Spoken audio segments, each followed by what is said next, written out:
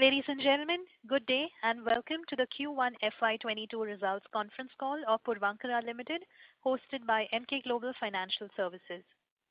We have with us today Mr. Ashish Puravankara, Managing Director, Mr. Vishnu Murthy, Senior Vice President, Risk and Control, Mr. Abhishek Kapoor, Chief Executive Officer, and Mr. Neeraj Gautam, Executive Vice President, Finance. As a reminder, all participant lines will be in the listen-only mode, and there will be an opportunity for you to ask questions at the end of today's presentation. Should you need assistance during the conference, please signal an operator by pressing star, then 0 on your touchtone telephone. Please note that this conference is being recorded.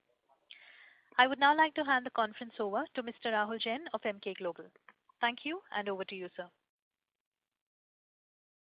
Good evening, everyone. I would like to welcome the management and thank them for this opportunity. I shall now hand over the call to the management, Mr. Neeraj Gautam, Vice President Finance, for the opening remarks. Over to you, sir. Thank you. Good evening and warm welcome to all of you. I hope all of you and your loved ones are safe, doing well. Thank you for joining us for Puravankara Limited's earnings call for the first quarter of the financial year FY 2022. My name is Neeraj Gautam. I am Executive Vice President of Puravankara Limited. The quarter's investor presentation and financial results ended June 30, 2021, uploaded on the stock exchanges. I will start with a brief update on the business and highlights of the quarter. Following that, my colleagues and I would be delighted to answer any questions you may have in tick suggestions you would like to give us. After a robust last financial year, we started the current quarter with lockdown in April and May. We have seen a good recovery beginning from June, and we are confident of strong sales momentum going forward. Coming to the business highlights, we have ended the quarter with a sound momentum in Q1 FY 2022. Sales booking stood at 0.42 million square feet from 296 units with a sales value of INR 314 crore. Our focus on selling ready inventory has brought down our ready to move in stock to 0.47 million square feet as of June 30th, 2021. It's encouraging to see the improvement in price realization during the quarter. The sales realization up by 30% year-on-year to INR 7,473 per square feet compared to INR 5,768 per square feet during the corresponding quarter last year. We have completed the transaction of the strategic exit from one of our commercial projects during the quarter for INR 685 crore. We have already received 515 crore during the quarter. We have deployed this fund into business operations and reduction of debt. Coming to the detailed financial performance quarter. Consolidated revenue for Q1 FY22 was INR 542 crore compared to INR 191 crore in the previous year's corresponding quarter, implying year-on-year growth of 184%. EBITDA for the quarter was INR 386 crore compared to INR 67 crore during the same period last year, up by around 6 times on a year-on-year basis. We have achieved a profit before tax of INR 293 crore during the quarter compared to a negative PBT of INR 23 crore during the corresponding quarter of the previous year. Profit after tax for the quarter was INR 155 crore compared to a loss of INR 17 crore during the corresponding quarter of the last year. We have also opted for a new income tax rate of 22% under Section 115 BAA of Income Tax Act 1961 for the financial year and coming financial year. It will benefit the company for reduced income tax outflow during the current year as well as coming years. As per provision of the Income Tax Act, we had to restate deferred tax assets and MAT credit, which resulted in additional tax expense of 68 crore during the quarter. There is no tax outflow due to this restatement of deferred tax assets, and hence the profit after tax for the quarter should be read with this no tax outflow due to this restatement of deferred tax assets. We maintain our focus on collection. Despite lockdown during first 2 months of the quarter, operating inflow for the Q1 FY22 stood at 871 crore, which is higher by 335% year-on-year compared to INR 188 crore during Q1 FY21. Our efforts on paring our debt levels continue. We have reduced our debt by 451 crore during the quarter. Our net debt to equity ratio is improving consistently and stands at 0.9 times versus 1.34 times a year ago. we are delighted to inform you that ICRA has upgraded our credit rating to ICRA A- stable outlook and short-term basis A2+. We have also fast-tracked our digital initiatives. We have signed with SAP to adopt their latest offering, RISE with S/4HANA Cloud ERP, and engage IBM as an implementation partner. Our goal is to provide completely digital environment to our customers going forward basis through a dedicated application from online booking, virtual to the project, tracking of construction progress, receiving and paying demands, view of the statement of accounts, etc. With this, I conclude my remarks. Thank you all for joining this conference call. We would now be happy to answer any questions, comments, or suggestions you may have. Thank you. Thank you. Ladies and gentlemen, we will now begin the question and answer session. If you have a question, you may enter star and 1 on your touchtone telephone. If your questions have been answered and you wish to withdraw yourself from the queue, you may enter star and 2. Ladies and gentlemen, you are requested to use handsets while asking a question. We will wait for a moment while the question queue assembles. We have the first question from the line of Parthav Jhonsa from NVS Brokerage. Please go ahead. Yeah. Hello, sir. Congratulations on a great set of numbers. Thank you. Yeah. Sir, I've just got a couple of questions. Just wanted to understand that, you have given a spectacular result on consolidated basis, in Q1. My first question is, how do you perceive, Q2, Q3, Q4 going forward for this particular financial year? And sir, I couldn't get your, explanation on the deferred tax charge. I think I missed in between. And what is the expected, sales, what the company is expecting in next 3 quarters, sir? I'll take the first half of the question and I'll leave the tax explanation to Neeraj. Sure, sir. Sure. On the sales, see, today, but for the disruption that comes on account of lockdowns and COVID, we've seen that there's been a huge polarization of buying that's happened to the top brand. Just certain points of reference would be, if you look at our ready-to-move inventory, which about 2 years ago was at 2 million plus, today sits at 0.47 million square foot. Correct. If you see our ongoing projects as well, we've seen good, strong sales. If you look at our new launches have done well as well, right? So therefore, we believe that the current projects that we have a fantastic 14 million square foot of lineup of launches over the next 12 to 15 months across the Provident brand, Puravankara brand, and our new vertical, which is Purva Land, which is plotted development. Each 3 of these verticals have launches planned in markets of Bangalore, Chennai, Cochin, Pune, Mumbai, in these cities. And I think these are really good projects. So when I couple both, I think we should see a strong sales for this year. Again, I think the only caution is, when you're physically locked down or you have weekend lockdowns, it does affect, site visits, etc. But if there is no big surprise from COVID, I think it should be a good year. Okay, sir. Okay. Now for the tax part of it, if you look at our financial statement, our profit before tax for the quarter was 293 crore. Tax expense for the quarter was 139 crore, and thereby profit after tax was 155 crore. This 139 crore tax comprised of 68 crore of impairment of deferred tax assets. Okay. We have moved to new tax regime. Earlier, our tax rate was 35%. Now, we are opting for 22% tax rate plus the surcharge and cess, etc. Effective tax rate for the current financial year as well as coming financial year, it will be 25%. And hence, different of 9%, we have to impair the deferred tax asset. Okay. And the point is, these are not essentially any tax outflow because of that. So only a accounting entry of 68 crore.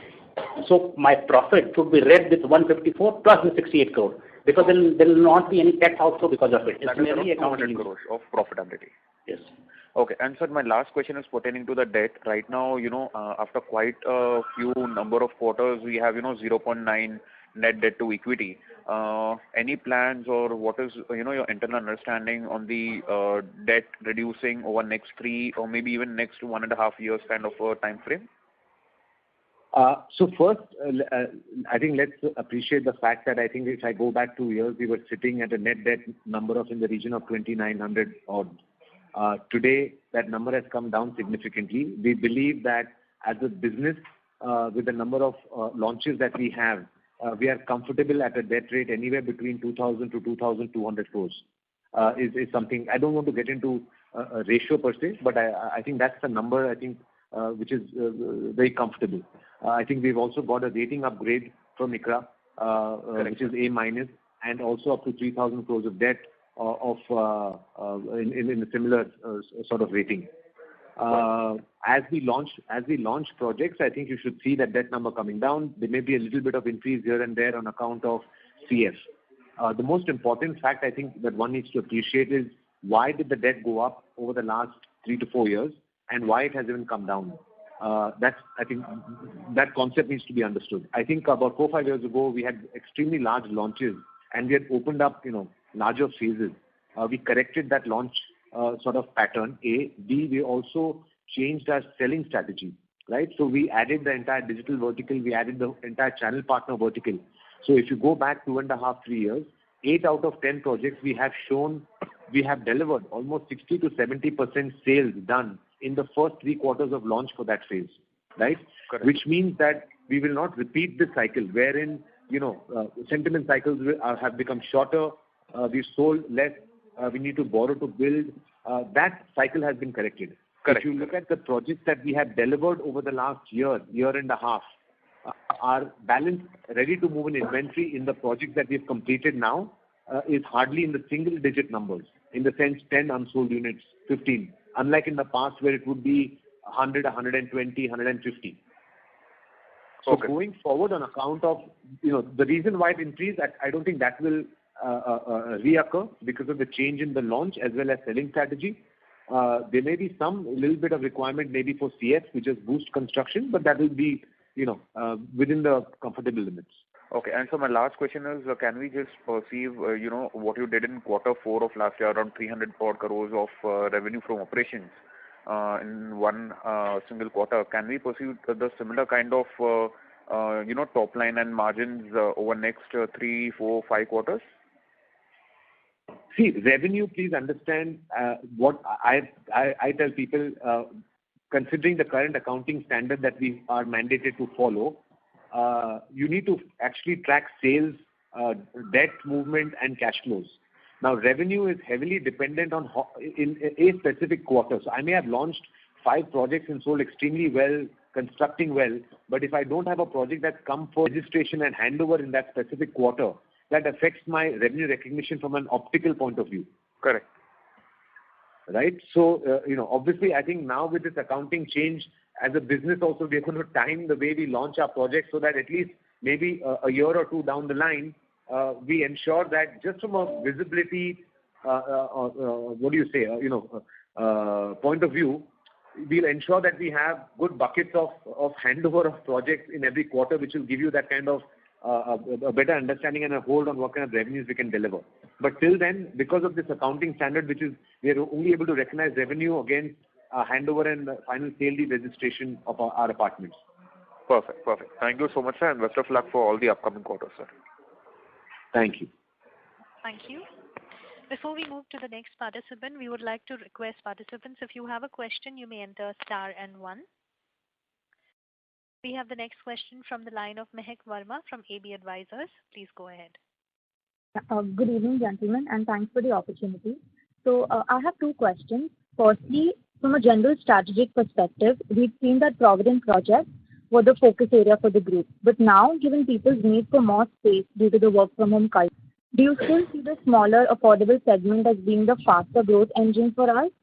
And my second question would be around raw material costs. So with the raw material costs going up sharply, how do we plan on mitigating the impact of the same? Can I take that one, Ashish? Yes, please. Okay. So on the second point, which is essentially on increased prices, if you see the details of the ICP that has been released, Our prices have gone up in last 2 quarters consistently, anywhere in the range of 7 to 12%. And that is pretty much taking care of all cost escalations and protecting our margins. So that takes care of the cost piece. And the second question was on the Provident. The Provident, the affordable housing. So affordable housing, Provident continues to be our focus area. So out of the 14 million square foot of planned launches, if you see, 7 million is in Provident.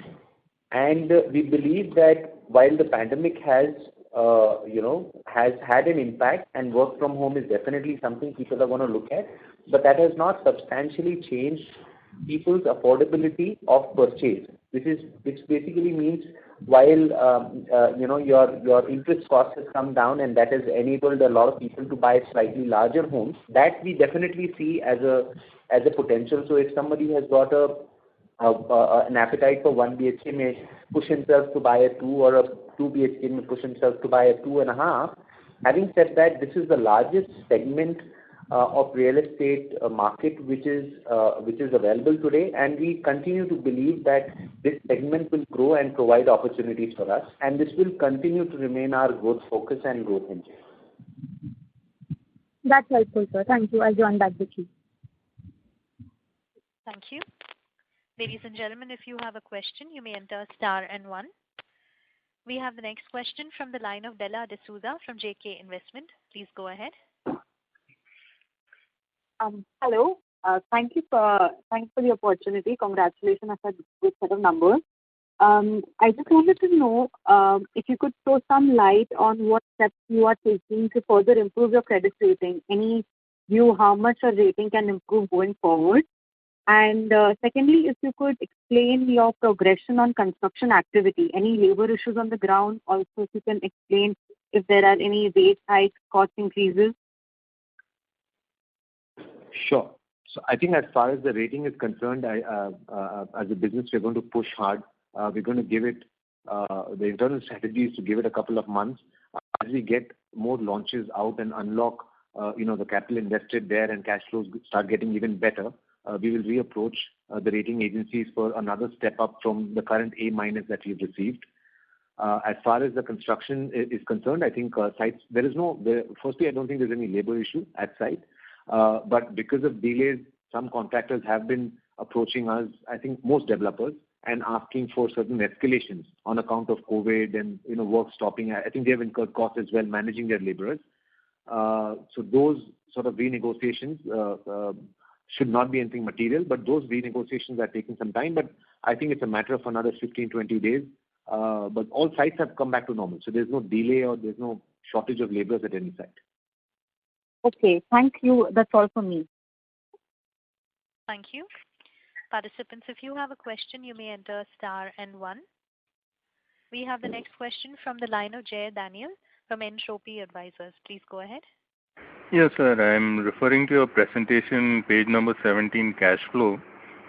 Your operating inflow this quarter has been quite high, 817 crores. I mean, could you give some background behind this? That includes our collection from 515 crore from the strategic exit from our commercial asset, which I mentioned during the opening remark. It includes the sale of that commercial asset? Yes. Oh, okay. And secondly, your interest cost continues to be around 75 crores, which is an annualized run rate of 300 crores. So despite your net debt coming down, why is it so high? No, net debt came up during the quarter. Interest reflects interest on the entire quarter. And going forward basis, as we have repaid the debt during the quarter and previous quarter, it will come down. It's in a downward trend. Okay, what would be the normal run rate for interest? Our average interest cost is 11.78% at this point of time, which we are expecting to be reduced, because after this revised rating that it approached all our banks and requested them to consider of revising the interest rate. Most of banks have given positive response, and our interest rate will come down further from here. Considering if our rate is 11.5% average rate, at at our debt level of 1,800 crore. Okay, thanks a lot. Thank you. Ladies and gentlemen. 200 crore for a year, 207 crore for the year. Thank you. Ladies and gentlemen, if you have a question, you may enter star and 1. We have the next question from the line of Advait Kulkarni from AB Advisors. Please go ahead. Yeah, hi. Thank you for taking my question.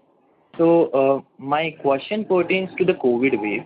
So we do understand that collections might have got a bit impacted due to the second COVID wave, but can you help how the outlook is going forward, and will it be possible for you to share some color on the monthly trends since say last 4 to 6 months to gauge the impact of second wave of COVID? So for the second wave of COVID, you're right, there was an impact on collections. In fact, there was an impact on sales as well because there was a lockdown in various parts of the country and it was quite severe. As we mentioned earlier, we are seeing the sales momentum pick up. With our new launches that we are planning, we believe, and the progress of the projects that we are seeing now on the ground, we believe over next 2 to 3 quarters, we will see the collections go up. Okay, I understand. Just a follow up on the sales itself. So can you please give an outlook on sales beyond FY22 as to how it will be, or are there any specific targets for Puravankara? We can't really give any forward-looking remarks in that context, but please understand there's 14 million square foot of new launches. So while you do a sustenance business, which is a normal course of business for launch projects, you will add on to that new projects, and then you will find new sustenance projects. So on an overall basis, on a cumulative, it will continue to grow. And as we basically launch projects, you will see both sales and collections go up. Okay, yes, I understand. Okay. And my last question pertains to the residential business. So could you just quantify for this quarter, for this Q1 quarter, and for the year, the percentage breakup between the major cities, if that is available with you? We'll answer this question in this detail offline. Okay, sir, will do. Yeah, that's all for now, sir. Thank you so much. Thank you for answering. Thank you. We have the next question from the line of Vaibhav from BK Capital. Please go ahead. Hi, sir. Some color on this sales momentum, and since we have reduced our inventory of finished apartments, what is the trend on that, and is that helping us increase prices, and how will this trend shape up over the next 1 or 2 years? Do we expect prices to increase substantially, and if yes, by when? So see, if you see and this is across markets, just not for Puravankara, this is across the real estate market, the overall inventory overhang is coming down. That is one, which effectively means that large quantum of RTM has already moved, and there is obviously under construction projects which are seeing momentum. And if you see the trend of last 2 quarters itself for Puravankara, you will see an upward trend in price. The reason for this upward trend in price is also because of consolidation. The customer is willing to pay a premium to a strong brand which has got a delivery track record and is continuing to deliver. So we believe that this price appreciation trend will continue as the economy also picks up. I'm sure you must have heard the Prime Minister and the Finance Minister talking about pushing growth in the economy. So we believe that we are back in that momentum, which will enable the real estate industry to gain back some of the lost years. At the same time, ensure that this momentum of both sales and pricing continues. Only disclaimer to that is it may not be applicable for everybody. It probably is due to consolidation. It will be applicable to recognized brands organized players where there is trust in the brand and they have a good track record of delivery. Okay, got that. And are we seeing any indications, sir, that prospective buyers are trying to hurry up their decisions? Are they as yet getting the feeling that if we don't buy now, then the price may go up after 1, 2, 3 months, something like that? Sure. Means people are taking decisions. What's important is, early on, if you remember some of the conversations we've had in the past where there were a lot of fence sitters who were not taking decisions.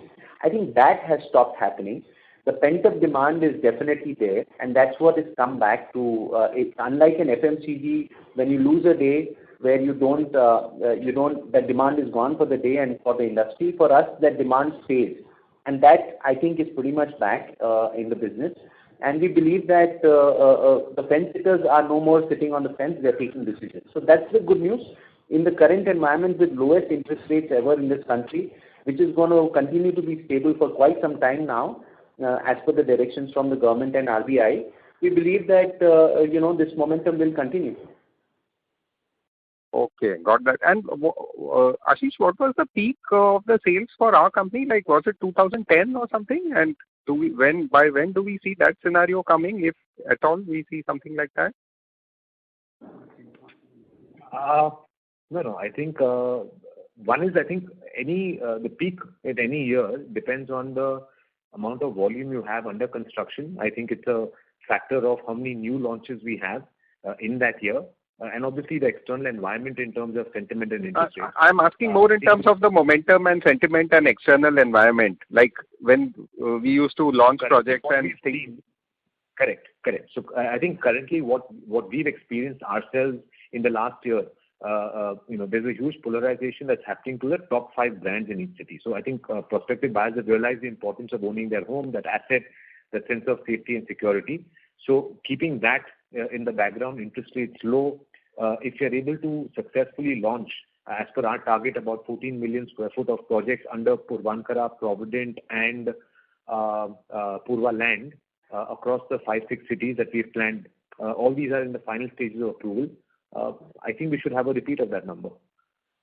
I'll just add, last year was, in value terms, one of the highest numbers we have done as a group in residential sales. We believe that with the number of launches that we have planned, this will only continue to go up.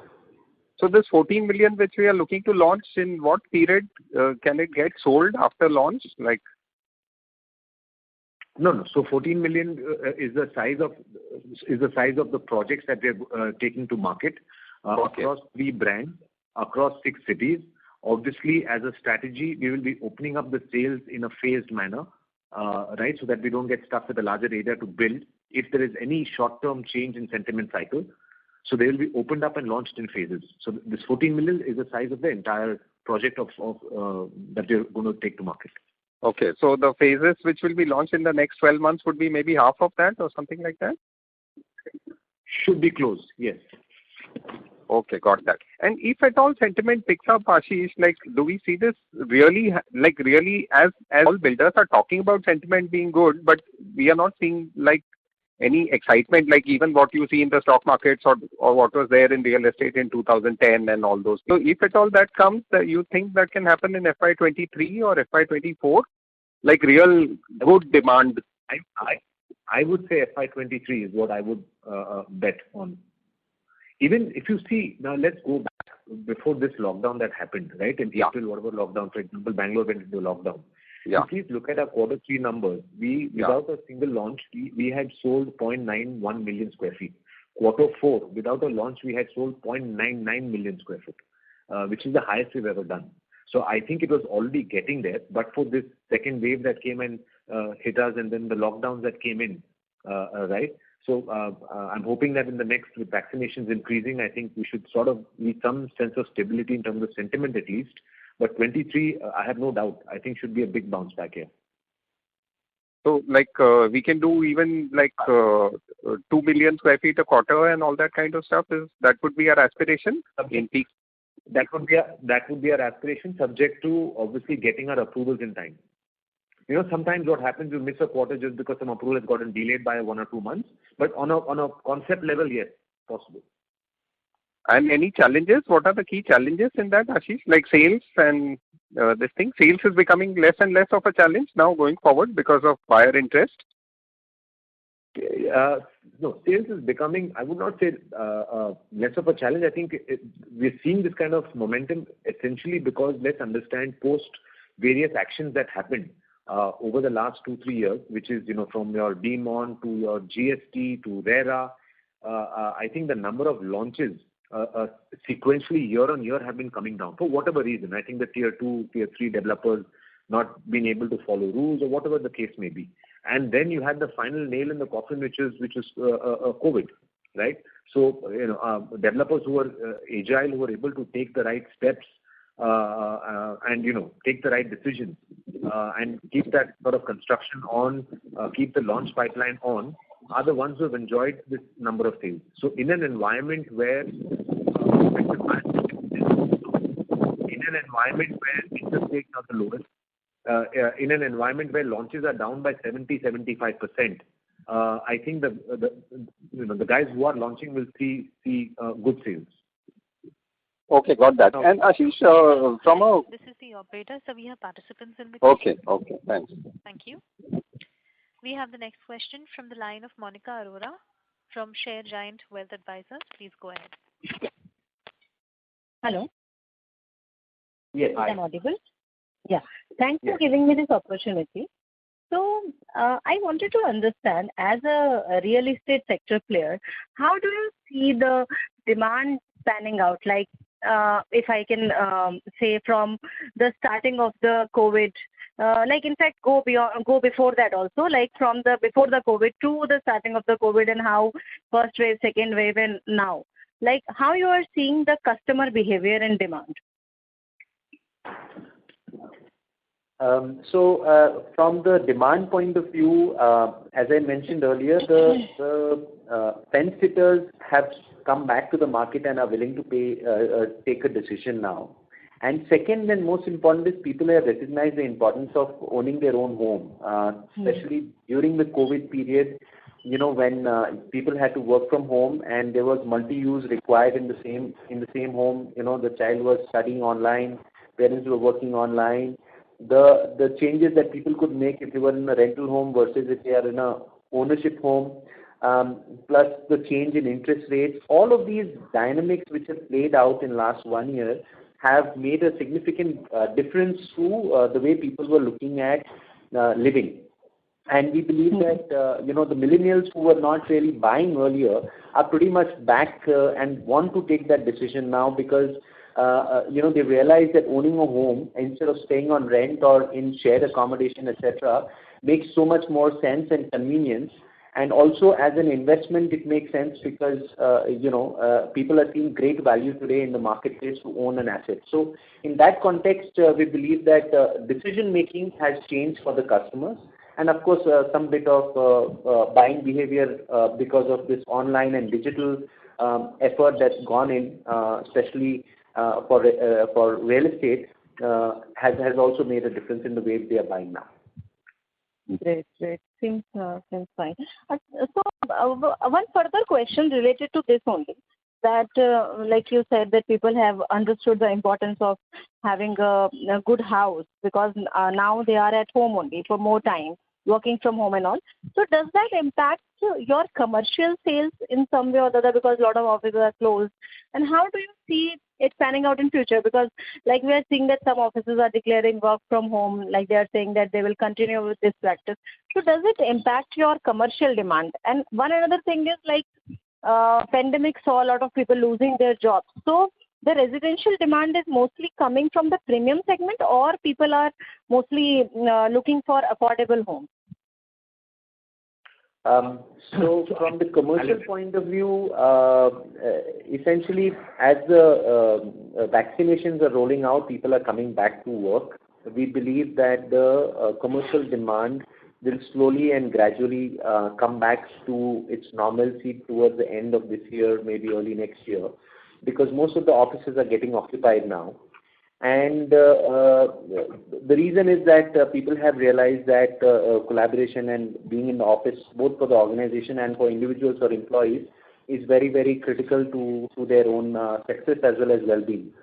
The second piece is that to some extent work from home will happen. There will be some impact, but there will be de-densification of offices because of the requirement of space for individuals who are sitting in the office. And hence, if any impact of work from home, it will be kind of neutralized or nullified. On the second part, as far as the residential piece is concerned, can you repeat what you'd asked? Yeah, so I was asking that like as we see that many people have lost their jobs due to COVID. So is that impacting your premium sales? Like what people are preferring nowadays? Are they mostly coming for the premium ones, or they are looking for something which is affordable? Both the segments, we have seen really no special change in terms of whether going for premium or affordable. I think both the demands are pretty much back, and people are, as I said earlier, people who are not taking buying decisions are taking buying decisions basis their affordability. So we are seeing increasing trend of in both the segments. Of course, RTM was the first one to take off, and which is why you see that that kind of moved pretty quickly for everybody. But more and more people are now looking at buying in under construction with the current interest rate environment. Mm-hmm. Thank you so much for answering my questions so patiently. I'll come back in the queue. Thank you. Thank you. Ladies and gentlemen, to ask a question, you may enter star and 1. We have the next question from the line of Mehak Verma from AB Advisors. Please go ahead. So sir, it's great to see signs of improvement in realization, since the past 2 to 3 quarters. But would you be able to throw some color as to how much of it is due to the price increase? Due to price increase. Yeah. So price increase, as I mentioned earlier in the call, is overall between 7 and 12%. And the rest could also be because of the mix of inventory, etc. Because we did launch some higher value projects, and then of course the inventory mix as it moves has changed. But if you take the price increase, it will be anywhere between 7 to 12%. Got it. And also, how do we see the demand shaping up on the commercial office side? I think what I understand when we talk to companies and we see the movement, most companies have renewed their leases. I think in terms of expansions that they were looking at, future expansion, which is more from the 2004-2005 point of view, I think those decisions have been sort of put on pause. But not for long. What I get to understand is it's maybe maximum a quarter or two to understand how the vaccination and COVID pans out. I think it's a short-term disruption, should not have a long-term sort of an effect in change, and this whole work from home concept may affect a maximum of 10%, not more than that. Got it, sir. That's very helpful. Thank you and wish you all the best. Thank you. Thank you. We have the next question from the line of Sanket Deshmukh from Lab Investment. Please go ahead. Hello, sir. Thank you so much for taking my question. So my question is, from a strategy perspective, if we see, if we are very confident on the residential upcycle, does it make sense to be really aggressive on the business development right now before the cycle actually kicks in? Yes, definitely. Sorry? Yes, it does. Definitely, it makes sense. You're right. And in fact, we are out there. Our focused markets are Chennai, Bangalore, Hyderabad, Mumbai, and Pune, while we are continuing to do business in other markets, the rest of the cities. But we are really focused on business development right now, and we have very, very substantial and interesting and exciting opportunities coming our way, which we are grabbing. Okay, sir, I understand. And just to follow up on the earlier participant's question, so it is related to the to the raw material cost going up sharply. So what are your plans to mitigate the impact on the same? As in, will the costs of the projects increase, and in parallel to that, will the customers will have to pay high, or will it be like you'll be playing a bit on margin over there on profits? So as I mentioned earlier, the price rise has pretty much mitigated any impact on the margins due to escalating costs. And of course, from the customer's point of view, in the current environment with the current loan rates, I think there are savings for them because we've never seen loan rates at the current level, so that kind of saves interest and EMI outgoes for them. But at the same time, of course, this cost increase has been passed on to the customer. So. Okay, sir. That answers my questions. Thank you so much. Thank you. We would like to remind participants, if you have a question, you may enter star and 1. We have the next question from the line of Monica Arora from Share Giant Wealth Advisors. Please go ahead. Thank you for giving me the opportunity again. So could you throw some light on, like in the last few years, we have seen many events happening, like demonetization or the GST coming in, and then this pandemic. So how do you see the consolidation in the sector or the competitive intensity in the sector? Also, how is the competitive intensity was earlier post all these, pre all these events? And how is the competitive intensity now, especially from the unorganized players? So I think an industry as deep and as complex as real estate, unfortunately, if I go back 10 years, had absolutely no barriers to entry. If your uncle owned a piece of land, you could become a developer. And you've seen that across cities. Yes, some correct. relative has the land, and then you will just catch somebody, do some plan sanction, catch a contractor, do something, go to a real estate agent, and he'll sell it for you. What we have seen that I think obviously these people did not get their approvals properly. There were violations. They dealt in cash, etc., etc. Today, I think from the start of Demon to GST to RERA, we've seen the industry clean up. We've seen that consolidation. You've seen the market share of the top organized players go up significantly. A simple proof is the drop in the number of launches. So the top guys are still launching the way they were launching average over the last 5 to 6 years. So the drop has predominantly come from the tier 3 and tier 2 players within each city. And that in itself is the proof of consolidation. Correct. And how this has favored the pricing trend, like this consolidation? So we've seen that, in spite of, COVID, etc., we especially, from the second quarter of last year, third quarter of last year, fourth quarter of last year, we have consistently been revising our costs, selling prices upwards. And we've been able to, at least in the fourth quarter, we've been able to hold the sales velocity. So I think it's simple economics. The minute you see the number of launches come down, and if the supply comes down by way of launches down, and as well as the ready to move in inventory, which has seen a great absorption over the last 2 years, there will be some pricing power that will come back to the top brands. Okay, that's it. Fine, sir. Thanks so much. Thank you. Ladies and gentlemen, to ask a question, you may enter star and 1. We have the next question from the line of Neeraj Singh from KD Capital. Please go ahead. Hello, good evening, sir. Thank you for the opportunity. Just one question on leverage first. So it's very encouraging to see the reduction in the leverage. Can you throw some light on how the trend is going to be going forward? And what are your plans for repayment of debt in entire FY22? I think I had answered this question previously, but I think I'll repeat what I said. I think an organization of our size, and I think with the current volume of projects that we have on hand and the new launches that we have planned for the year, I believe that anywhere which is about a 2,100 to 2,200 crore debt level is a very comfortable debt level, as long as it's construction finance and the cost is low. Having said that, I think as we accelerate launches, obviously you'll unlock the investment and the capital invested in these lands.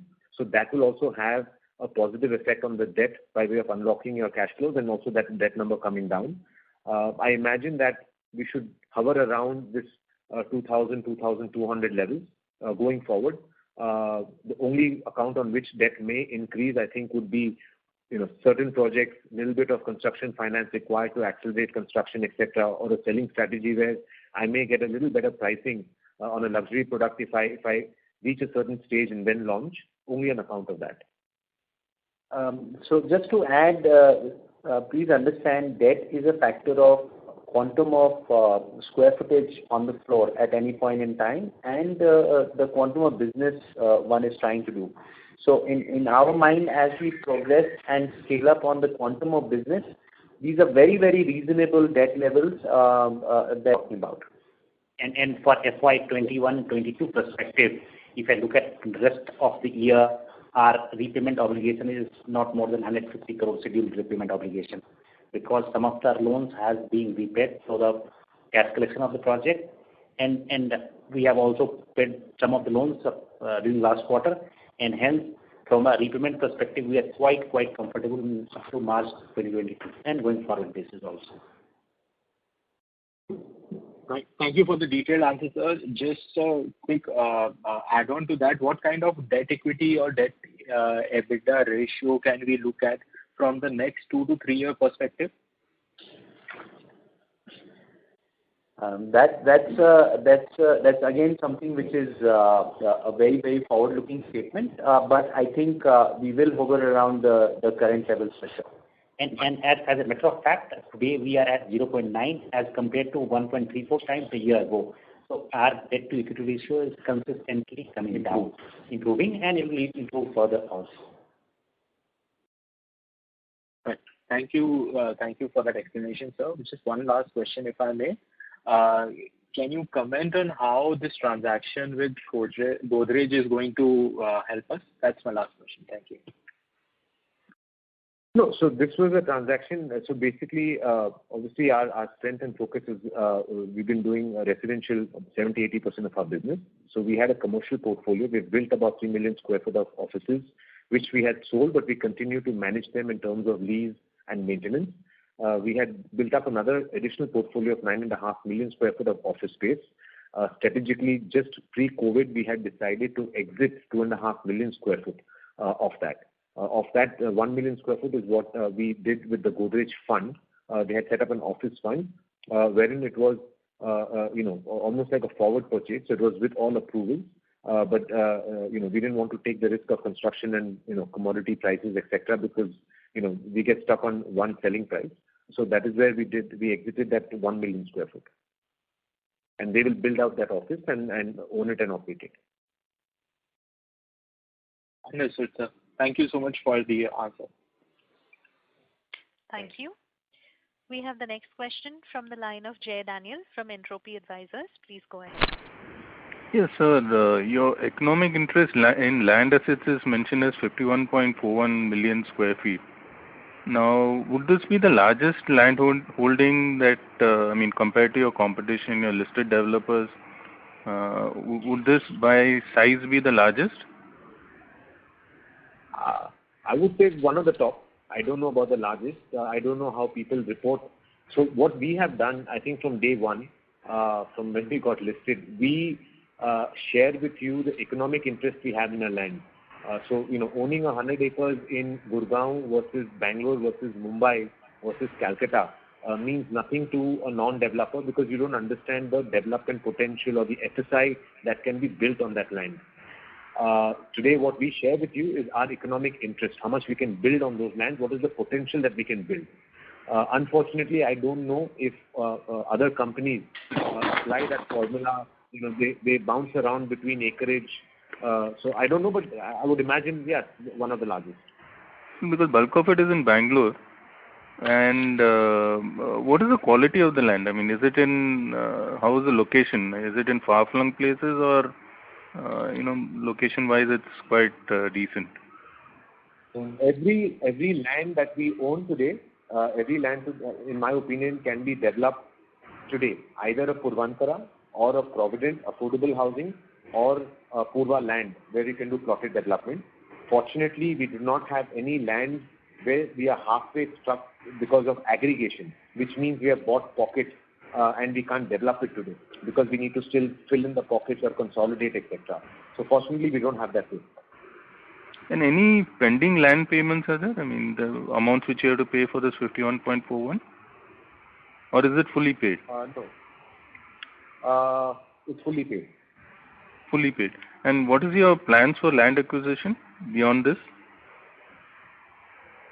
So, land acquisition, land is our raw material, right? Correct. Now, right. Today, for example, south of Bangalore, again, which is a good market, we've got good, maybe 4 or 5 large land parcels where we may not acquire a lot more immediately, aggressively.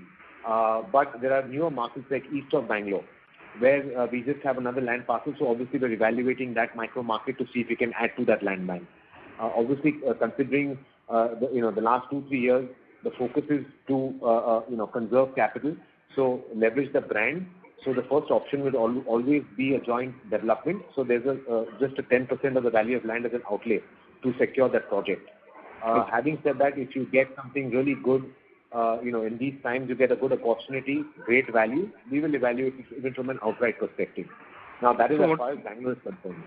What is the outlay that you have? I mean, for land for the year and for this year and next. I mean, approximately. There is no committed outlay. So land. The nature of land is, when you start negotiating, you get into a term sheet, then you get into title. There are some transactions that get completed in 3 months, some in 8 months, and some have taken 2.5 years, because it's the landowner's responsibility to clear the title, right? So right. There is no fixed time that you can close a land acquisition in. So being a developer and land being a raw material, we got to constantly be in the market, evaluating new opportunities, and we will also have a large bucket of opportunities where we have started title on, because you never know, the timeline of completing this acquisition. But you need that raw material in terms of a pipeline of launches. And this 14 million of launches is included in this 18.73 of ongoing projects? No, that's over and above that. So it's 14 plus 18, right? Yeah, absolutely. Okay. Thanks a lot. Thank you. Ladies and gentlemen, that was the last question, and we will now close the question queue. I would like to hand the conference over to Mr. Neeraj Gautam for closing comments. Please go ahead, sir. Thank you once again, ladies and gentlemen, for your time and attention. I hope me and my colleagues were able to answer all your questions. However, if you require any further discussion, we are always available for the discussion during the coming weeks. Thank you and wish you a very happy weekend as well as happy Independence Day in advance. Jai Hind. Thank you, members of the management and Mr. Jain. Ladies and gentlemen, on behalf of Emkay Global Financial Services, that concludes this conference.